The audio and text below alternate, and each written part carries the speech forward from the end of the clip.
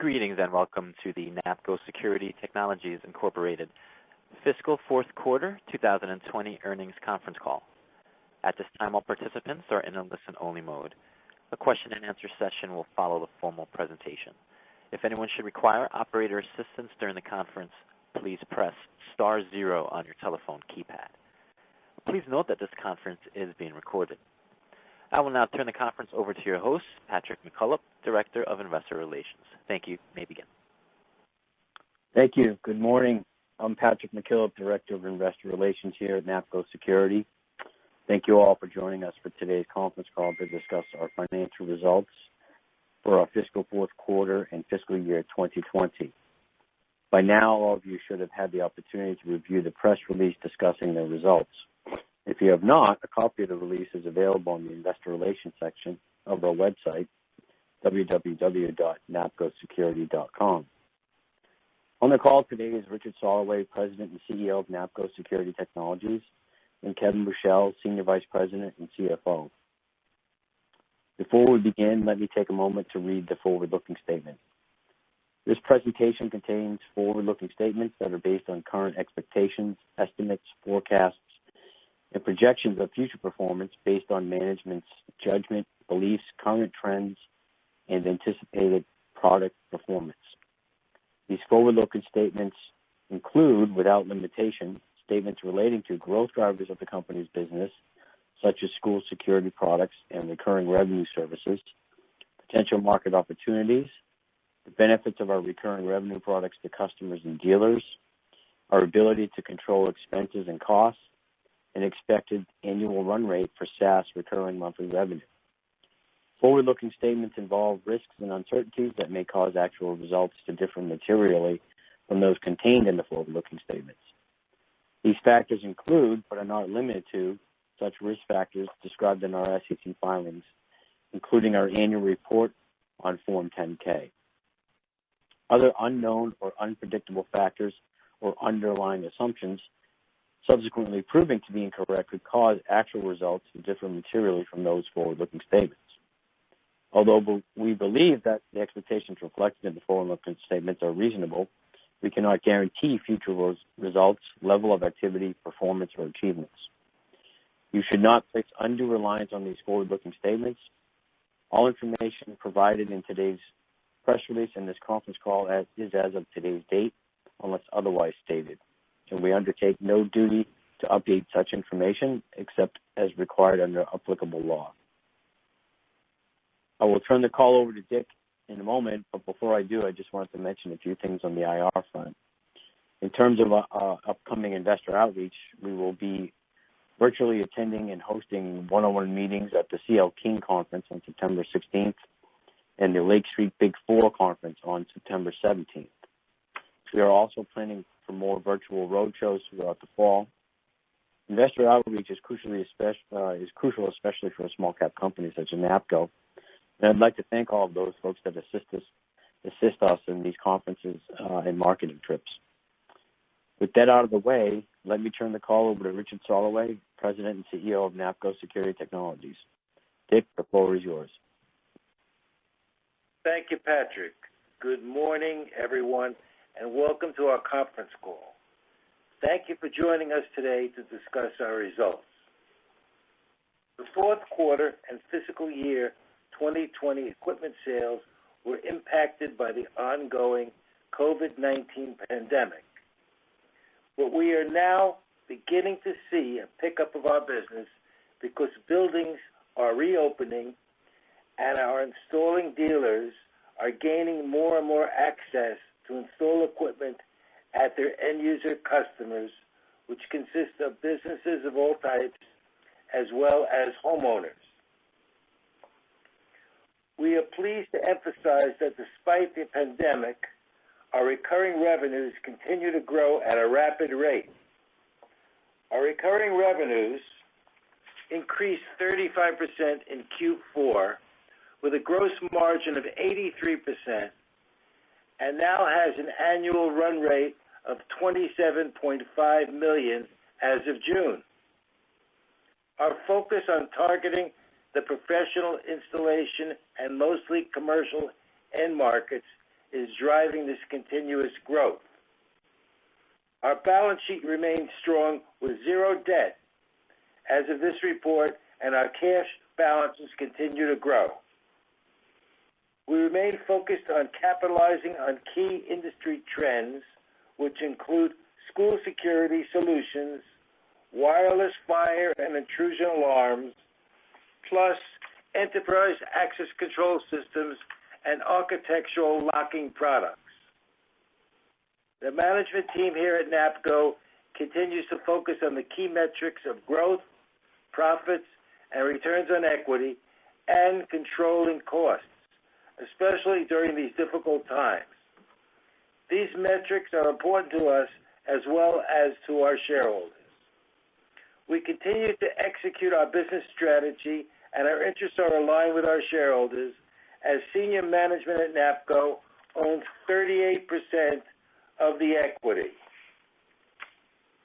Before I go into greater detail, I'll now turn the call over to our CFO, Kevin Bushell. He will provide an overview of our fiscal fourth quarter and fiscal year financial results, and then I'll be back with more on our strategies and outlook. Kevin? Thank you, Dick, and good morning, everybody.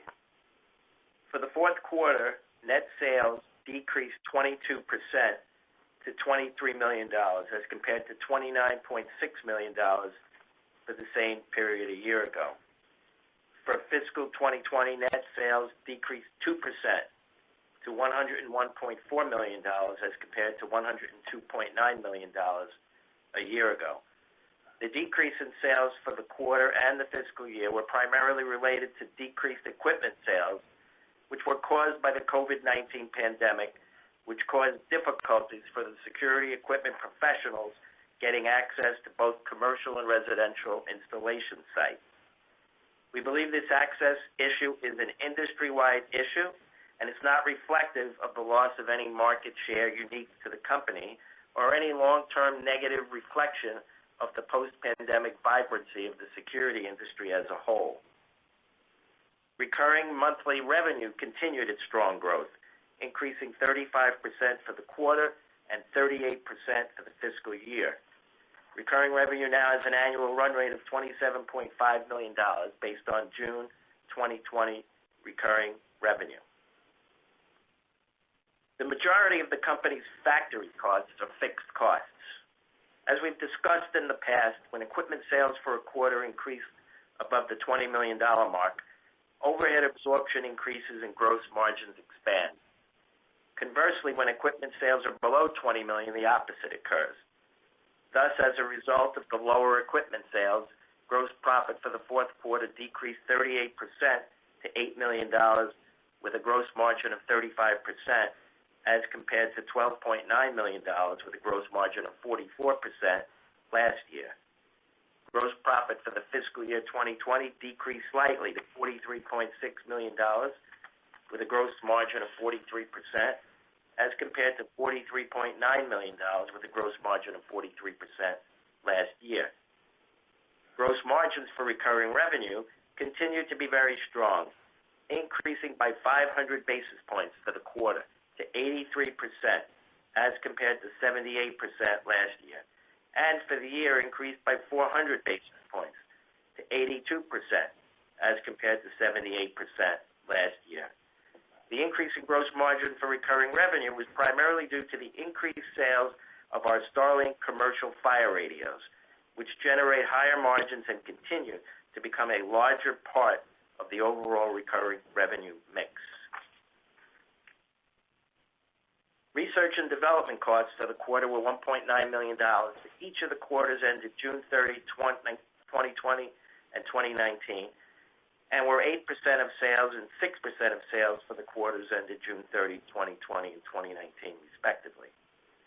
Research and development costs for fiscal year 2020 remain relatively constant at $7.3 million or 7% of sales, as compared to $7.2 million or 7% of sales last year. Selling, general, and administrative expenses for the quarter decreased 19% to $5.1 million or 22% of sales, as compared to $6.3 million, or 21% of sales, for the same period last year. Selling, general, and administrative expenses for the fiscal year ended June 30, 2020, increased 2% to $23.7 million, or 23% of sales, as compared to $23.2 million, or 23% of sales, for the same period last year. The SG&A decrease for the quarter was primarily due to strong cost containment measures that were implemented, as well as reduced trade show and travel expenses related to the COVID-19 pandemic. During the year ended June 30, 2020, the company experienced a decline in revenue related to a trade name intangible asset that was capitalized back in 2008, as compared to such revenue in the prior year. While this decline was primarily attributable to the COVID-19 pandemic, it was determined that such declines in revenue constituted an impairment of the aforementioned intangible asset. And as a result, we recognized a one-time impairment charge of $1,852,000 in the fourth quarter. Operating income for the fourth quarter before the impairment of the intangible asset was $1 million, as compared to $4.8 million for the same period a year ago. Operating income for the fiscal year before the impairment charge was $12.7 million, as compared to $13.5 million for the same period a year ago. The operating loss for the quarter after the impairment charge was $835,000, and operating income for the fiscal year after the impairment charge was $10.8 million. In July 2019, the company received a proposed adjustment from the IRS for approximately $1.8 million relating to the 2016 tax year. While we strongly disagreed with this assessment and we felt we would ultimately prevail, to avoid legal costs, including the cost of litigation, we came to a settlement with the IRS for approximately 40% of the proposed adjustment. The company is also under audit with the IRS for 2017 for the same tax issue. While we have not received any assessment yet, and we strongly disagree with the IRS regarding the issue at hand, we have provided an additional tax reserve that is consistent with the 2016 settlement. As a result, income tax expense for the quarter increased by $1,024,000 to $1,059,000. As compared to $35,000 last year. Income tax expense for fiscal 2020 increased $1.1 million to $2.3 million, as compared to $1.2 million for the same period a year ago. As a result of these one-time charges and COVID-19 impact, net income for the fourth quarter decreased to a loss of $1.9 million, or negative 10 cents per diluted share, as compared to $4.7 million, or 26 cents per share, for the same quarter last year. Net income for the fiscal year was $8.5 million, or 46 cents per diluted share, as compared to $12.2 million, or 66 cents, for the same period last year. Adjusted EBITDA for the quarter, as outlined in the schedule included in today's press release, was $1.5 million, or 8 cents per diluted share, compared to $5.2 million, or 28 cents per diluted share last year. And for the year, adjusted EBITDA was $14.7 million, or 80 cents per diluted share, as compared to $15 million, or 81 cents per diluted share. On to the balance sheet. The cash balance at June 30, 2020 was $18.2 million, as compared to $8 million at June 30, 2019. Our working capital as of June 30, 2020 was $62.8 million, as compared to $51.1 million at June 30, 2019. Our current ratio was 5.0 to 1 at June 30, 2020, as compared to 4.6 to 1 at June 30, 2019. And debt remained at zero at June 30, 2020. CapEx was $291,000 during the quarter versus $388,000 in the year-ago period, and was $1,615,000 for the year versus $1,988,000 in the year-ago period. That concludes my formal remarks, and I would now like to return the call back to Dick. Thanks, Kevin. Our fourth quarter and fiscal year sales were impacted by the COVID-19 pandemic. However, as a result of the continued strong recurring revenue with 83% gross margins, combined with a seasoned executive team here at Napco who performed well by managing costs, we were able to generate adjusted EBITDA of $1.5 million for the quarter and $14.7 million for the year. We recently have seen positive signs from some of our distributors that their sell-through rates have increased in the months of July and August, and also the trend of more home sales in non-urban areas are picking up. We continue to believe that we are well positioned to rebound for the economic recovery. Our business is composed of 80% commercial, and many of our products are deemed essential, such as non-discretionary commercial fire alarm communicators. Napco also plays a vital role in the healthcare vertical with our locking and access control divisions, which, for example, provide entry-exit devices and push-pull locks with antimicrobial finishes. We continue to witness violence erupting in many cities throughout the country, and these events are driving the need for more security. The need for security is now greater than ever for many businesses, such as stores, restaurants, and offices. We are pleased with the growth of recurring revenue, which is in part being driven by the commercial Starlink fire radios. The fire radios in particular are also helping recurring revenue gross margin expansion, as evidenced by the 500 basis point improvement versus last year. The school security market remains a very significant market opportunity. The availability of grants for schools to fund these security projects has never been better, with options from the U.S. federal government and the state governments being plentiful.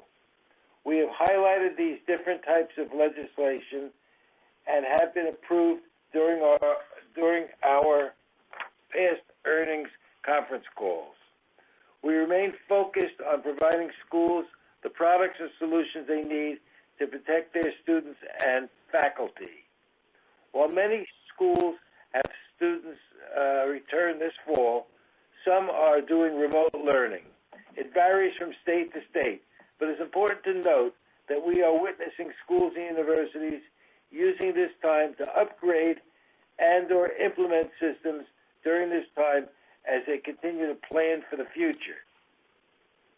Press releases regarding school and university security projects are issued when the opportunity is allowed, as we must receive approval from these institutions prior to release. A few quarters ago, we launched the AT&T LTE Starlink line of universal fire intrusion and IoT communicators, which are playing a vital role in the need for the upgrade of older 3G AT&T communicators.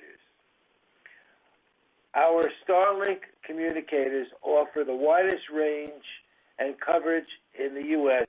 to dealers with both AT&T and Verizon LTE service. This market is large and growing, and we believe we have a very strong product line that will ultimately add to our recurring revenue stream. Napco's latest recurring revenue product innovation, the iSecure commercial and residential 80-zone alarm system, continued its rollout during Q4.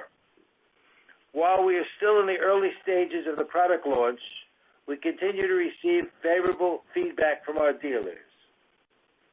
The iSecure offers the most cost-effective functionality in the industry and has the Starlink communicator technology inside, which will generate recurring revenue with every sale and installation.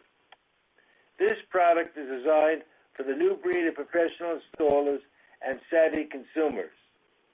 iSecure has installation times of 1 hour and offers the feature-rich functionality for smart home capabilities that many residential and small to mid-sized businesses are looking for today. As we look into the future, expanding our cellular communications technology to other areas in the security industry is a focal point of our strategy. During the late fall, early winter months, we plan to introduce a cellular-based locking and access control product line using our Starlink technology. This new product, called Air Access, will allow dealers and Napco to generate recurring revenue. A few of the benefits to highlight that end users will enjoy include no need for upfront investment in hardware or additional IT personnel, no on-site database, no backups or software updates. In conclusion, our fiscal year 2020 was a challenging but successful year. Before the COVID-19 pandemic began to significantly impact our country back in March, Napco had achieved 23 consecutive quarters of year-over-year record sales. I am confident we will emerge well-positioned for the economic recovery to come and will soon start another record sales streak. Napco is in a strong position in the future, and we continue to add products and services that will enhance our rapid growing recurring revenues. We're excited about fiscal 2021 and beyond. I would like to thank everyone for their support and for joining us in this exciting future we have.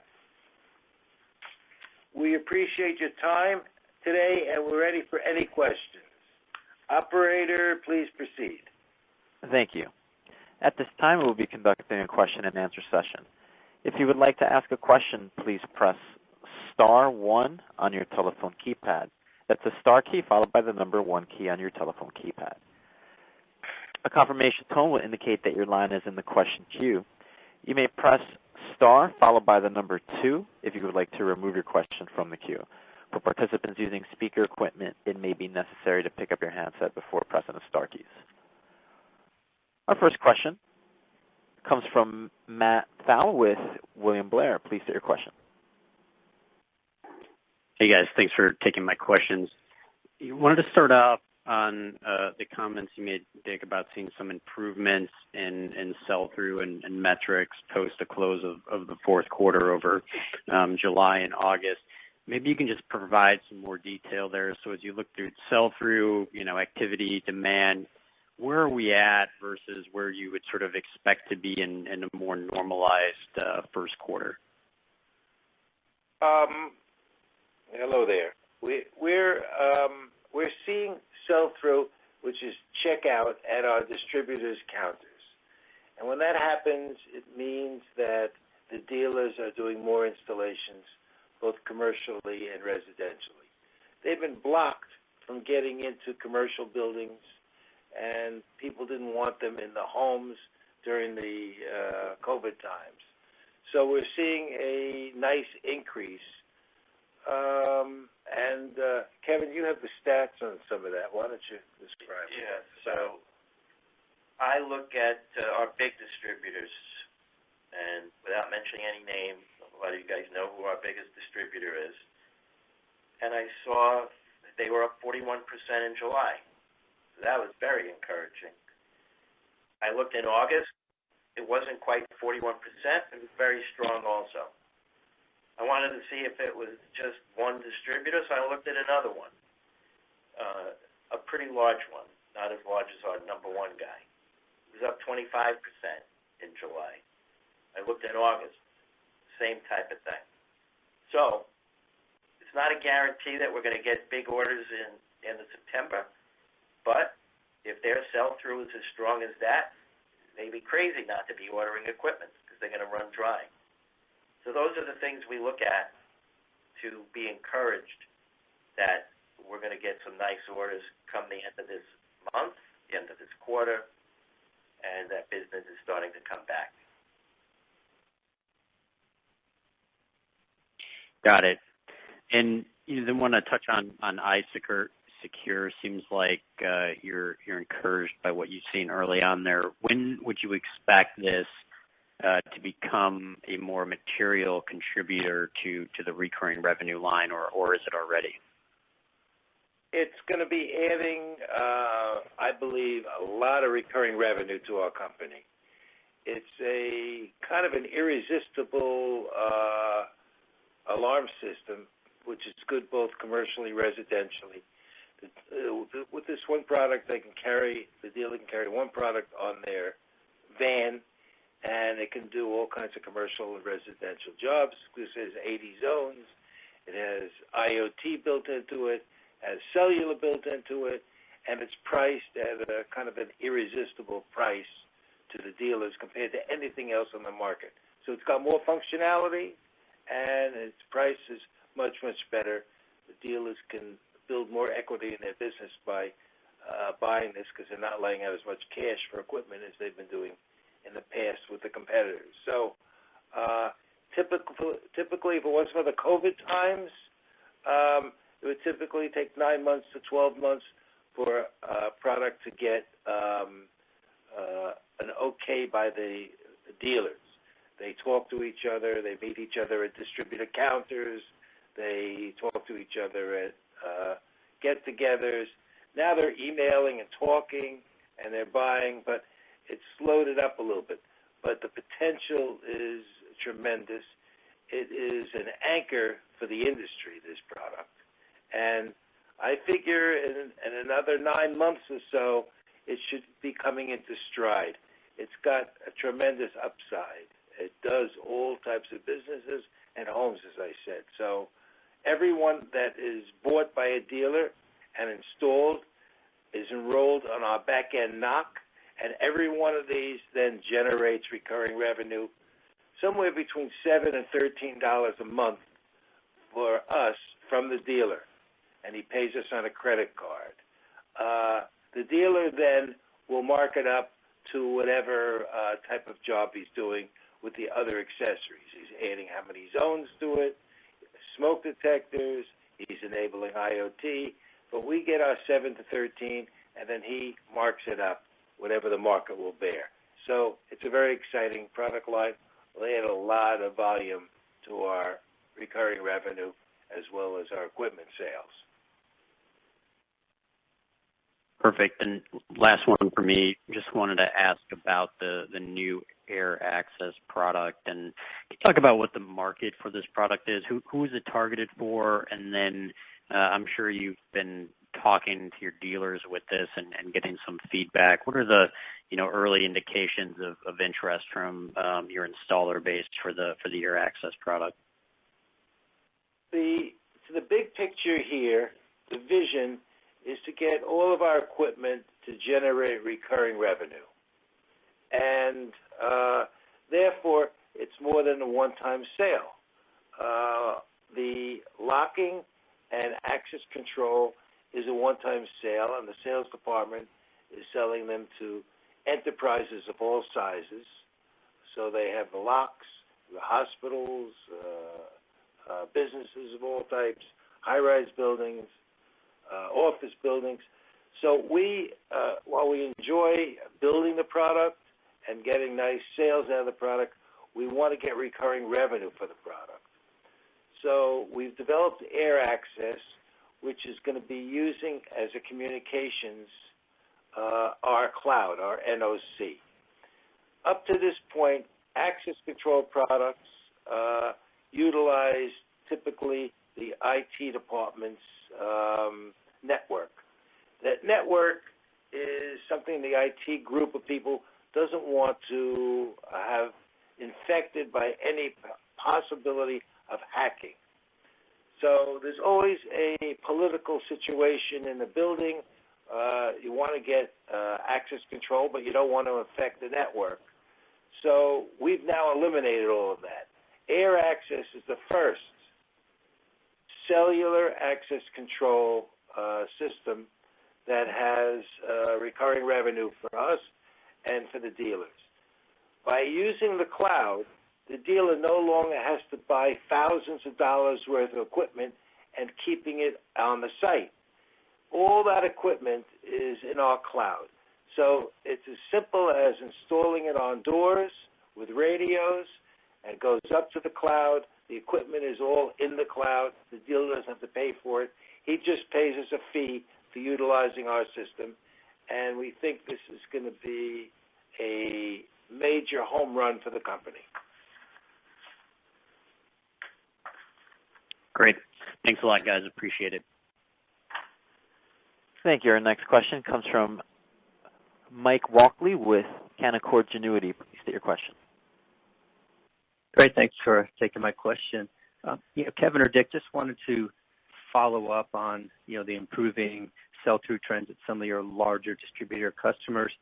Can you give us any additional color just on maybe inventory levels from your distribution or dealer partner channels? Were there any kind of pre-buying with COVID worries, kind of overstocking inventory that they're working through, or any kind of direction you can give us on just channel inventory would be helpful. Yeah, Mike, none of our distributors seem to load up on inventory so that their supply chains would not be interrupted, which is something we did. We loaded up on inventory so that our supply chain would not be interrupted. But they didn't. So when we see the good, strong sell-through stats that we've seen for July and August, to us that means they're going to have to buy. They didn't load up. Nothing out of the norm. And I guess I understand it. They weren't sure what was going to be, what the sales were going to be, until they had more clarity what was going to happen with COVID. But now that the country seems to be opened up more than it was versus last quarter, I think they're seeing by these sell-through stats that they're going to have to step up and place some nice orders come the end of this quarter. That's our hope. That's our expectation.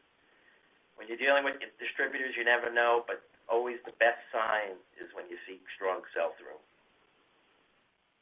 Great. No, that's helpful, Kevin. It's good to know that sell-through could lead to better sales. And just leading to sales trends, I know heavy fixed costs that you highlighted in the script with the Dominican Republic facility. Can you just help investors on the call? If equipment sales rebound to say 18 million, where could gross margins jump to? And if they just go up 4 million more to over 20 million, would they go all the way back to the 30% range? Thank you. Right. So fixed costs are a great thing, especially when the hardware sales, when the equipment sales are growing. 20 million is magic number. Get to 20 million, margins are typically 33%. Get above that, they go above to 33%. When we get to 24, 25 million of equipment sales, doesn't take that much. Then your gross margins get to 40%. We project that when we get to $100 million of equipment sales, which is an average of 25 million per quarter, that the gross margins would be 40%. At 18 million, that'd be lower than the bar. The margins would probably be in the high 20s. At 20 million, we'll be back to the 30, 33, 32% range. So we're working hard. Recurring revenue is the name of the game around here. That's what we care the most about, with 80-some-odd percent, 83, 84% margin. But we don't forget about the hardware sales, because that gives you nice margins also the larger it grows. And we're working hard to restore it to the 20 million and beyond. Our goal we still want to be $100 million of hardware revenue by next year and beyond. Go out 5 years beyond that. Our long-term goals we want to have $150 million of recurring revenue and $150 million of hardware sales, where it's 50-50 split. Today, recurring revenue is 25% of sales. Not bad for 5 years, but we want it to get to 50% 5 years out. So those are the long-term goals. Great. And just building on that, Kevin, you have very strong gross margin on recurring revenue. Again, 83, I think, a record for the company. Sounds like fire radios are a big driver of that. As things like iSecure and the new air access products grow in the mix, how might that impact gross margin percentage? Obviously, it's going to be positive to gross margin dollars, but how should we think about recurring revenue, gross margins as these other products scale in the model? If fire radios was the only thing we were selling, the recurring revenue, the gross margin on recurring revenue would probably be in the 90s, right? But not everything is fire. So the mix today is 83, 84%. As we introduce these other factors, whether it's iSecure or air access, they're not going to be as strong as fire radios margins. But fire radios haven't hit their potential either. They were introduced after all the other radios, so they're still not the lion's share of radios that we sell, and yet still their impact is to get the gross margin into the 83% range. These other ones are going to help us get to the 50-50 split by 2026. They're not going to be as 90% type as fire radios. But all in all, the whole mix, we should be in the 80% range when it all gets added up in the end. Great, thanks. Last question for me, and I'll pass the line. Obviously, difficult time. Schools opening and closing. Can you just talk about maybe the pipeline for school projects with all the federal and state money set aside? Are these starting to pick up again here into the fall, or are they slowing down just because students are starting to come back? We're seeing a lot of universities that have awarded jobs to integrators, and the integrators are ready to give us the purchase order. And the only thing that's holding it back is the integrator doesn't know exactly when they're getting into the school. And, we say to the integrator, give us the PO now, we'll ship it now, whenever you get in, and they go, no, I want to time it right. I don't want to be sitting with this equipment. And we say, we'll give you extra time. And so they say to us, don't worry, you got the job. It's just let us figure out when we can get in there. So there's a certain amount of uncertainty when the integrator can get in there. But we've been awarded we will be awarded a bunch of jobs, a bunch of school jobs. And they're just trying to time it right. And I understand that. They don't want to place the order and then have it sit if they can't get into the schools. But they want to do these jobs now because the schools, even though they're back, it's hybrid. It's not the activity on a campus that it usually is. It's a perfect time for the job to get installed. So we're working with the integrator, and our expectation is we're going to win a bunch of jobs soon. We hope by the end of September. If not, it'll be shortly thereafter. They've committed that they want to do this work. And on the K through 12 front, what we've seen there is any monies that have been awarded by the states to the schools, the K through 12s, that money has to be used for school security. Schools today, with the COVID, they have tremendous budget problems.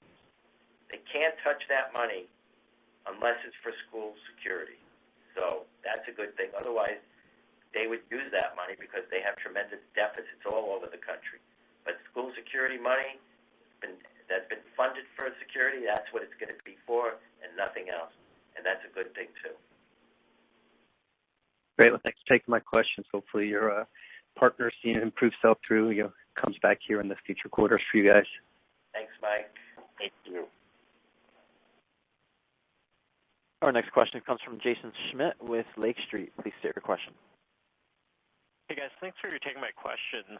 Just following up on that last question, with you guys maybe seeing some pent-up demand across your businesses and then the ability maybe to get back into schools and do some installs on these less populated campuses. Do you think all these forces will impact sort of the seasonality you typically see in this year?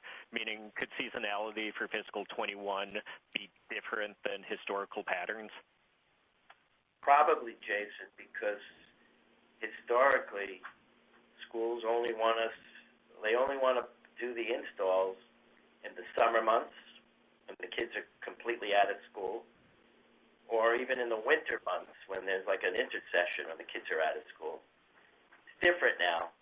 I think they didn't do it during the summer months, and they want to do it now. And the campuses are not that busy. Even though school is returned, it's not like it normally is. And so they want to forge ahead. And we do also. And as soon as the universities give the integrators the go-ahead, a lot of this is going to start up again. So I don't think the whole seasonality is going to hold true anymore. They want to get this thing done now. They're behind. And remember, most schools have no security. Maybe 10% have security in the schools. And it's a big open area. Probably 90% of schools have nothing. Hard to believe, despite all the shootings and events that have gone on. So still a big opportunity. It's up to us to push forward with the integrators and with the universities and with K through 12. There's many schools out there. Over 100,000 K through 12s, over 10,000 universities.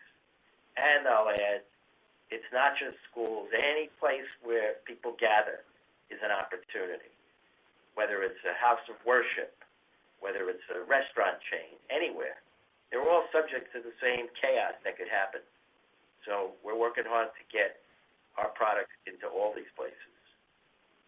Yeah, there's a demographic change here. The population is, there's more chaos in the streets. The police are, as we know, being marginalized, and that incites a lot of tension in schools, in places of worship, because you never know what could happen. Even restaurant business, where people come breaking into restaurants while the people are there. So there's definitely an ongoing change that's taking place where more security is going to be necessary. And our dealers are going to, we predict, are going to be busier than ever going forward. And then the products that we have them install will have recurring revenue component to them. So there'll be more protection for the businesses, more protection for the homes. Dealers will be motivated to put more jobs in because there's a bigger demand for this type of equipment, and they will make a recurring revenue for themselves, and we get the recurring revenue from these jobs for ourselves. So we predict that this is going to be a big sea change going forward. We're constantly putting money into engineering. We keep our engineering budgets in line, but we come out with more efficient products, efficiency of developing products, and there's a lot of new things on the horizon. Everything will have recurring revenue component to it that we're developing now.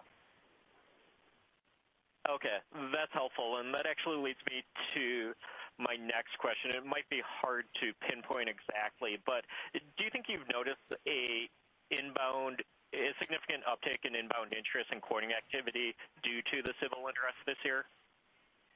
I think it's natural. You pick up any newspaper, you listen to any TV reports, you see that the police are marginalized. You see what's going on in many of the cities. And that bodes for more security. And we have, our dealer base is 12,000 security dealers. They're all over the country. So they're very entrepreneurial type guys. They go out and they market well. As soon as they're going to be able to get into buildings 100%, residences 100%, they're going to be pushing very hard to put in more security equipment. Since we make very reliable equipment, priced right, offer the recurring revenue services to the dealers in a very easy way for them to install it, which also allows the end user, where they've installed the jobs, into the IoT, control of video on your smartphone and lighting control and the thermostat control, all remotely. It becomes a great marketing opportunity for the dealers. More security for the population and more security work for the dealers. So that's how we see it going forward, and we expect the level to be ramping up. Okay. And the last one for me, and I'll jump back into queue. Did you repurchase any shares in the quarter? And relatedly, how should we think about capital allocation going forward? We did not repurchase any shares in the quarter.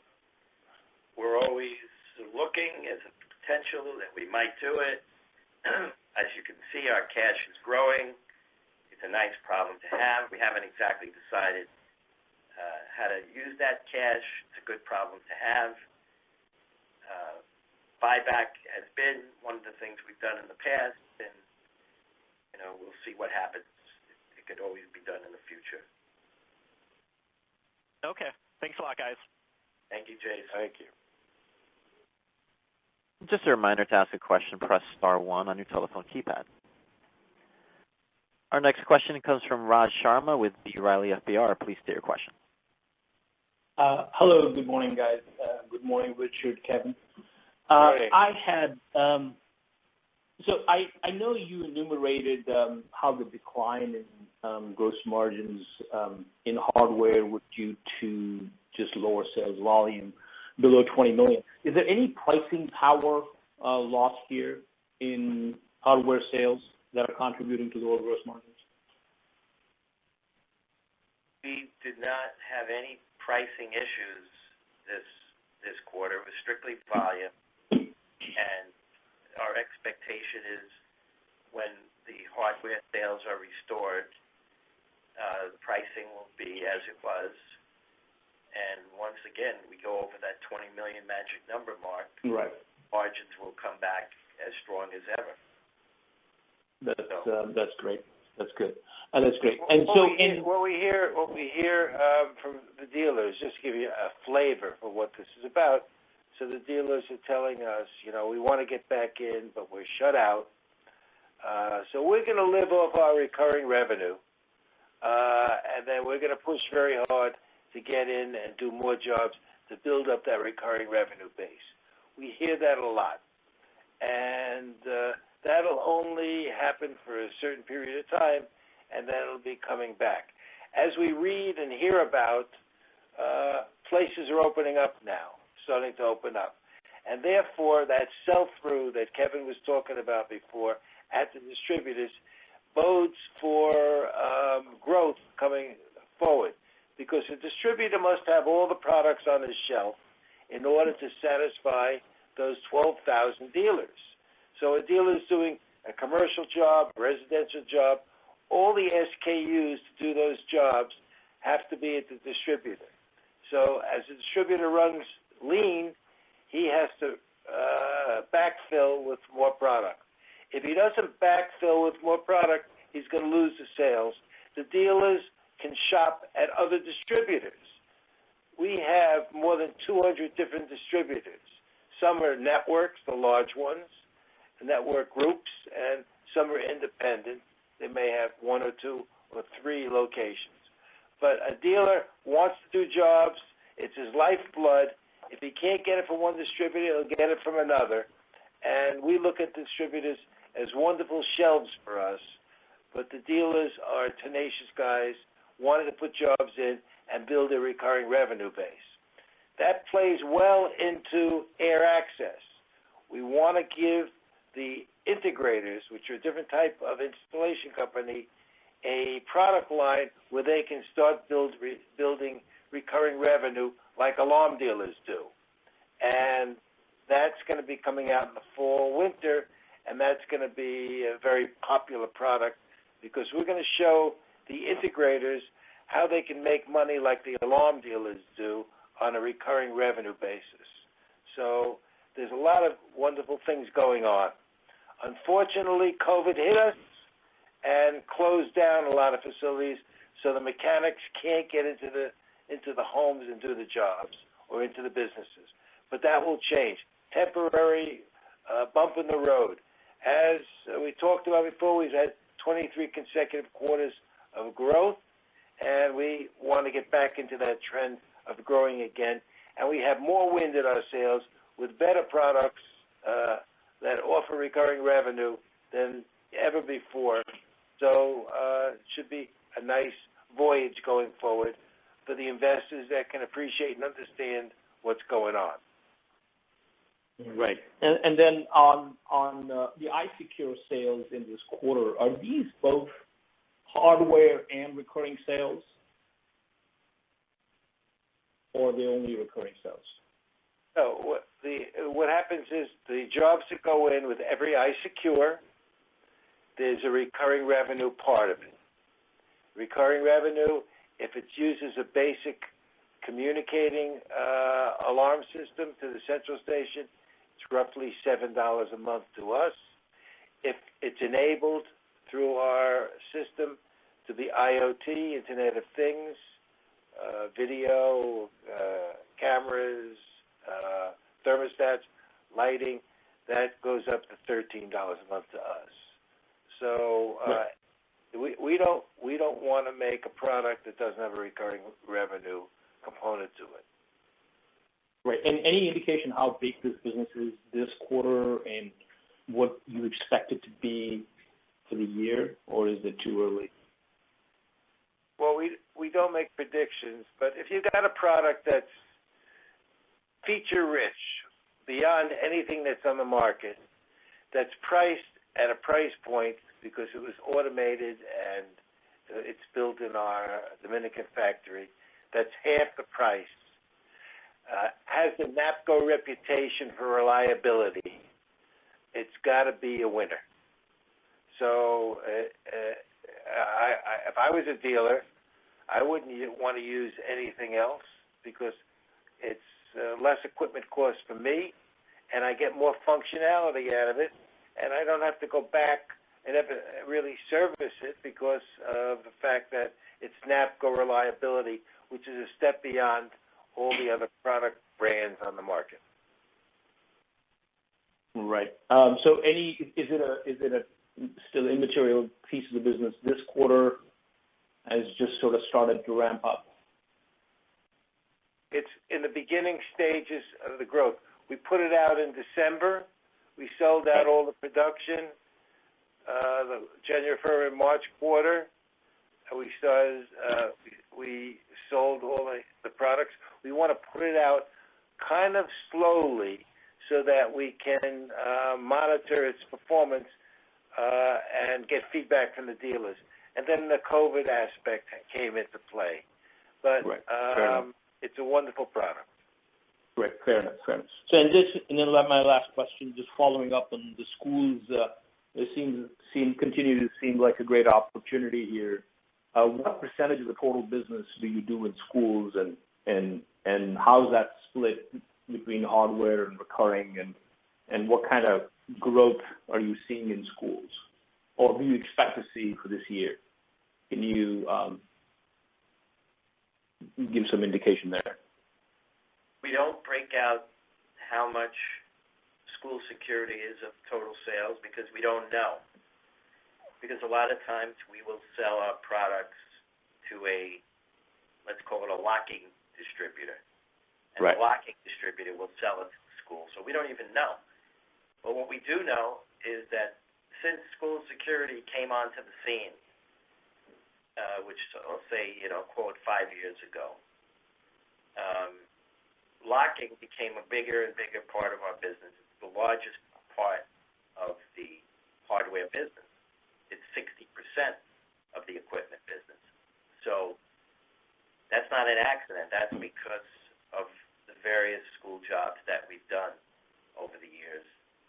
The potential is tremendous, and the fact that it's 60% tells you a lot. but I can't tell you specifically how much it is. Got it. Well, thank you. Thank you, guys. You're welcome. I'll get off. Thank you. Thank you. There are no further questions at this time. I'll turn it back to management for closing remarks. Thank you. Thank you, everyone, for participating in today's conference call. As always, should you have any further questions, please feel free to call Patrick, Kevin, or myself for further information. We thank you for your interest and support, and we look forward to speaking to you all again in a few months to discuss Napco's fiscal Q1 21 results. Bye-bye. Thank you. All parties may disconnect. Have a good day.